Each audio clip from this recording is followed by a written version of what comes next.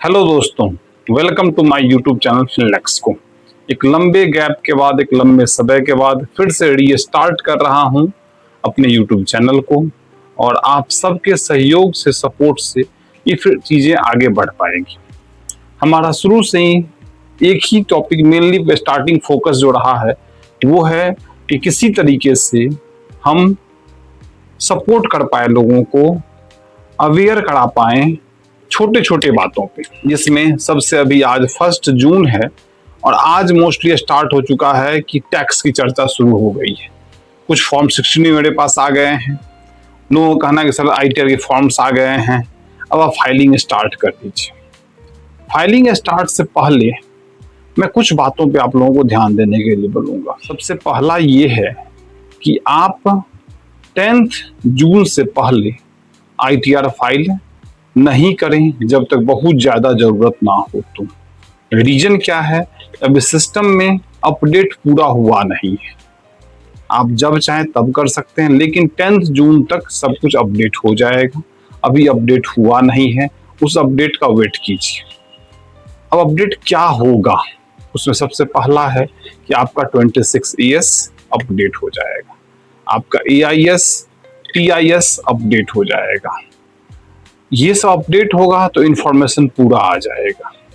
अब ITR file करने time में क्या सब ध्यान दें?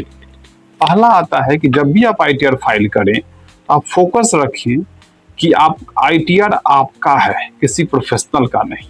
जो डेटा जाए वो सही जाए। सही इन द सेंस कि आपकी पूरी बैंकिंग ट्रांजैक्शंस, हर एक ट्रांजैक्शंस की proper reporting.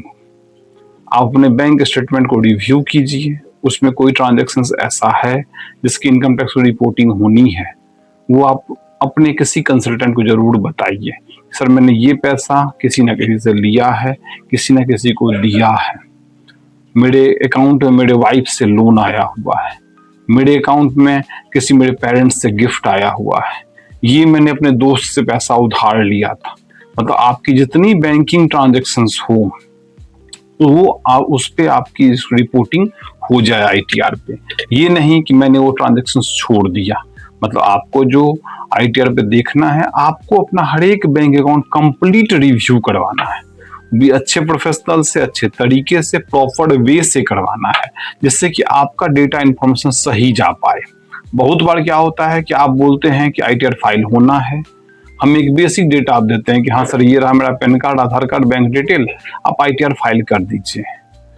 Professional ITR file कर देते हैं, लेकिन आपका ITR है, उस प्रोफेशनल का ITR नहीं है। इसलिए फोकस कीजिए कि डेटा जो जाए वो कंप्लीट एक्यूरेसी और सही सा डेटा जाए उनके पास। फोकस क्या सब करना है? ITR जब भी आप फाइल करें तो सबसे पहला आपके बेसिक इंफॉर्मेशन 100% करेक्ट होने चाहिए। मतलब आपका address, mobile number, email ID, bank account detail, ये रीवेरीफाई जरूर करवाइए। मतलब आपके जो बेसिक इंफॉर्मेशन है उसको रीवेरीफाई जरूर करवाइए। जिस दिन आप ITR फाइल कर रहे हैं उस दिन का AIS और 26 ES आपके पास सेव हो। इन फ्यूचर डिपार्टमेंट बोले कि नहीं आपने ये नहीं, ये डेटा इंफॉर्मेशन हाइड किया था, आप उनको प्रेजेंट कर पाए कि नहीं सर जिस दिन मैंने फाइल किया था उस दिन मेरे पास ये इंफॉर्मेशन अवेलेबल था। आपका 26 ES AIS आपका सेव हो। अगर आप सैलरीड एम्प्लॉय हैं, फॉर्म 16 की कॉपी, फॉर्म 16 का मैचिंग 26 ES और AIS से हो रहा हो, ये चीज जरूर ध्यान दीजिएगा। उसके बाद से आपके बैंक के जितने इंटरेस्ट आ रहे हों, चाहे वो सेविंग के हों, चाहे वो FD के हों, चाहे वो RD के हों, उस इंटरेस्ट की प्रॉपर रिपोर्टिंग हो। नेक्स्ट आता है कि आपका म्यूचुअल फंड्स और शेयर्स से जो भी कैपिटल गेन हुआ हो, कि हमने म्यूचुअल फंड बेचा, अगर आपने म्यूचुअल फंड स्विच भी किया है तब भी कैपिटल गेन हो जाता है, शॉर्ट टर्म या लॉन्ग टर्म्स, उसकी भी रिपोर्टिंग होनी चाहिए। आपने शेयर ट्रेड किया है उसकी भी रिपोर्टिंग होनी चाहिए। अगर आप क्रिप्टो में डील करते हैं तो उसकी रिपोर्टिंग होनी चाहिए। आता है, ये तो हो गया कि हमने जो इंफॉर्मेशन दिया रखा सो। अब है कि हाई वॉल्यूम ट्रांजैक्शंस, जहां पे डिपार्टमेंट की सबसे ज्यादा नजर रहती है, उसमें है कि SFT के थ्रू आप देख सकते हैं कि मैं कहां कहां हाई वॉल्यूम किया हुआ हूं। अगर SFT पे कुछ नहीं आ रहा है तो आप अपने सीए से चाहे टैक्स कंसल्टेंट से बात कर सकते हैं कि सर मैंने इतने का गोल्ड परचेज किया था, सर मैंने इतना क्रेडिट कार्ड पेमेंट किया है, सर मैंने आपको लैंड परचेज किया है, मैंने प्रॉपर्टी सेल किया है। कोई भी इनकम हाइड नहीं होनी चाहिए। प्रेजेंटेशन जरूर अच्छा होना चाहिए कि आपकी अगर सैलरी इनकम है सैलरी आए, हाउस प्रॉपर्टी कोई रेंटल इनकम आ रहा है उसकी रिपोर्टिंग हो, एग्रीकल्चर इनकम कोई आ रहा है उसकी रिपोर्टिंग हो, मतलब आपका आईटीआर एक प्रॉपर आईटीआर हो। आप कभी भी फोकस इस पे नहीं करें कि मेरा आईटीआर कोई फ्री में फाइल कर दे रहा है, कोई 300 में फाइल कर रहा है।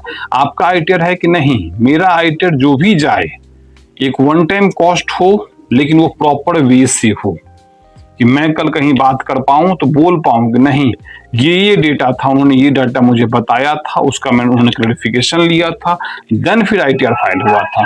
मतलब आपका आईटीआर का जो प्रेजेंटेशन होना चाहिए वो बहुत ही ज्यादा डीपली कलेक्शन कैलकुलेशन के साथ होना चाहिए कि आपका रिव्यू प्रॉपर सब कुछ हो।